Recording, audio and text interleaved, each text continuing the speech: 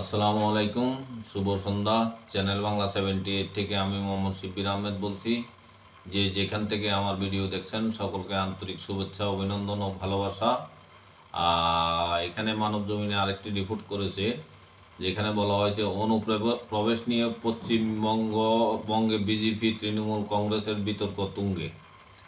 খবরে বলা হয়, সীমান্ত দিয়ে বাংলাদেশে অনুপ্রবেশ নিয়ে বিজেপি ও তৃণমূল কংগ্রেসের মধ্যে তুমুল চাপান উত্তর চলছে। তৃণমূল কংগ্রেসের অভিযোগের জবাবে সোমবার বাগডোগরা বিমানবন্দরে ভারতের শিক্ষা প্রতিমন্ত্রী ও রাজ্য বিজেপির সভাপতি সুকান্ত মজুমদার বলেন, সীমান্ত অনুপ্রবেশ নতুন ঘটনা নয়, তবে অনুপ্রবেশকারীরা যেভাবে অনুপ্রবেশের কয়েকদিনের মধ্যে আধার কার্ড বা ভোটার কার্ডের মতো বিভিন্ন ভারতীয় নথি বানিয়ে ফেলছে তা উদ্বেগের। এর জন্য দায়ী তৃণমূল কংগ্রেস, কারণ এই ধরনের নথি বানাতে স্থানীয় জনপ্রতিনিধিদের রেসিডেন্সিয়াল সার্টিফিকেট প্রয়োজন। দেখা যাচ্ছে, রাজ্যে যেসব এলাকায় তৃণমূল কংগ্রেসের দাপটে বিরোধীরা দাঁত ফোটাতে পারে না, সেসব জায়গা থেকে বেশি করে জারি হচ্ছে এই ধরনের জাল সার্টিফিকেট।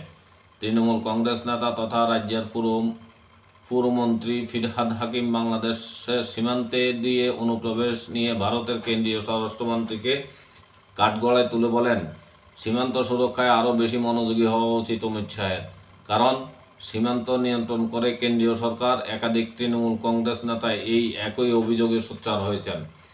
তৃণমূল কংগ্রেস নেতাদের অভিযোগের জবাবে বিজেপি নেতা সুকান্ত মজুমদার বলেন, গোটা তৃণমূল কংগ্রেসের অন্যের ঘাড়ে দায় চাপাতে ওস্তাদ। তারা বলছে অনুপ্রবেশ হলে দায় বিজেপির, কারণ সীমান্ত কেন্দ্রীয় সরকারের নিয়ন্ত্রণ করে। 100% দায় কেন্দ্রীয় সরকার নেবে যদি পশ্চিমবঙ্গে সেখানে যেখানে কাঁটাতারের বেড়া দেওয়া হয়নি সেখানে জমি দেওয়ার ব্যবস্থা রাজ্য সরকার করে। আজ থেকে প্রায় 2 বছর আগে স্বরাষ্ট্রমন্ত্রী নবান্নে গিয়ে মুখ্যমন্ত্রীর সঙ্গে কথা বলেছিলেন। 72টি পোস্টে বিএসএফের জন্য জায়গা দরকার। 2 বছর পার হয়ে গেল, একটা জায়গাও পাওয়া যায়নি।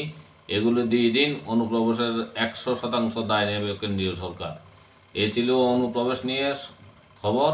ভালো থাকবেন, সুস্থ থাকবেন, নিরাপদে থাকবেন। আসসালামু আলাইকুম।